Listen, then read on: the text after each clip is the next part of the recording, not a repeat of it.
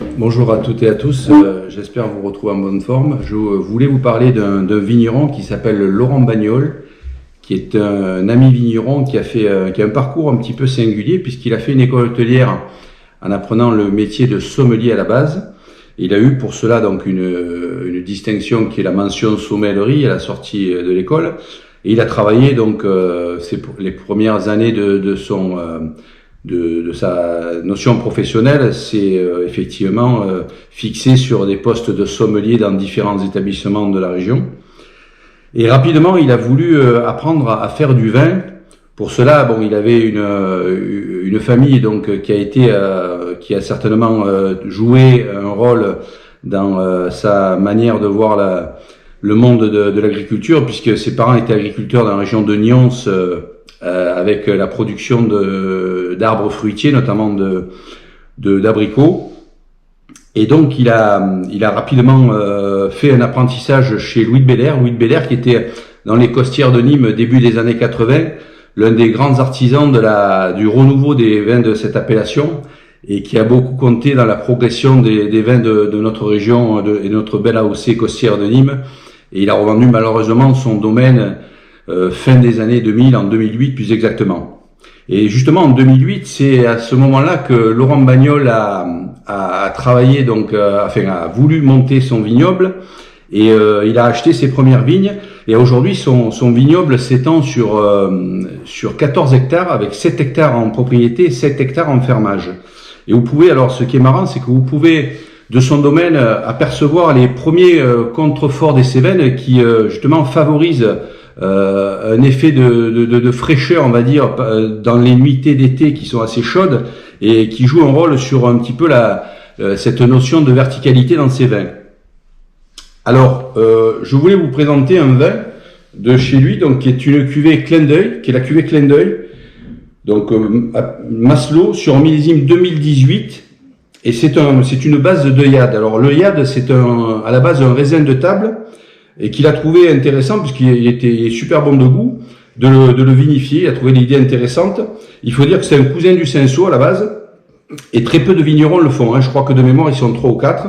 Alors, de suite, on peut percevoir une robe qui est très appétissante, avec des teintes, on va dire, sur un rouge carmin avec des reflets violines. L'intensité colorante est est bien soutenue. Bon, effectivement, ces notions de nuances nous font dire qu'on est sur un vin qui est sur une présence assez de jeunesse, marquée par de la jeunesse.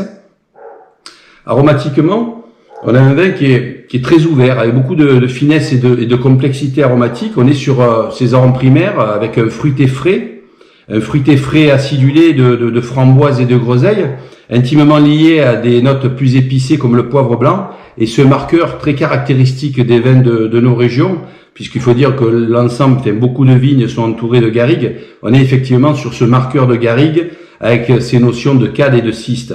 Donc en somme, une aromatique qui est très qui est nuancée et diversifiée.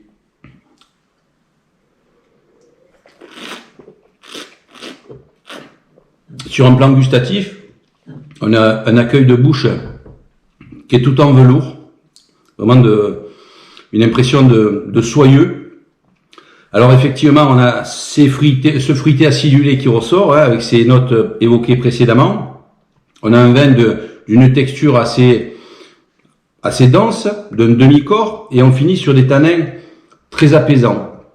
Voilà, donc c'est un vin marqué par la fraîcheur, il y a un côté vibrant, et on est sur vraiment un bel équilibre de bouche qui m'incite à vous le proposer sur une préparation qui est, on va dire, régionale, avec un morceau de taureau. On a la chance d'avoir une AOC de Camargue, avec un morceau de taureau à la Saint-Gilloise. Alors la Saint-Gilloise, c'est une préparation qui est donc avec ce morceau de taureau qui est longuement mijoté dans du vin blanc, et on a quelques aromates.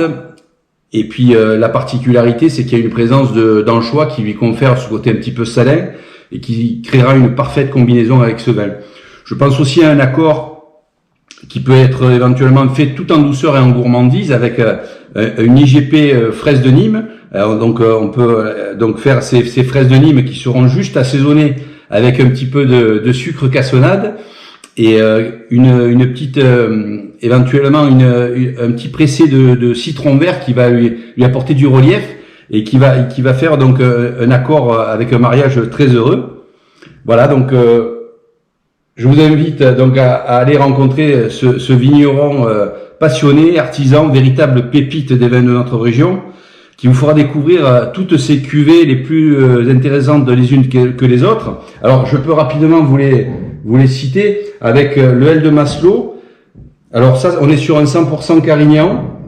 Là, vous avez aussi le Masselot, la cuvée Mélina, qui est une base de Syrah principalement avec du Grenache et un petit peu de Cinsault de Carignan.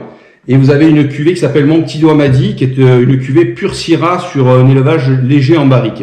Et donc cette cuvée clin d'œil, donc sur cette base d'œillade. Voilà, tous ces vins sont proposés bien sûr sur la sélection des cartes des vins de nos restaurants, la brasserie L'Annexe et le restaurant Le Lisita à Nîmes.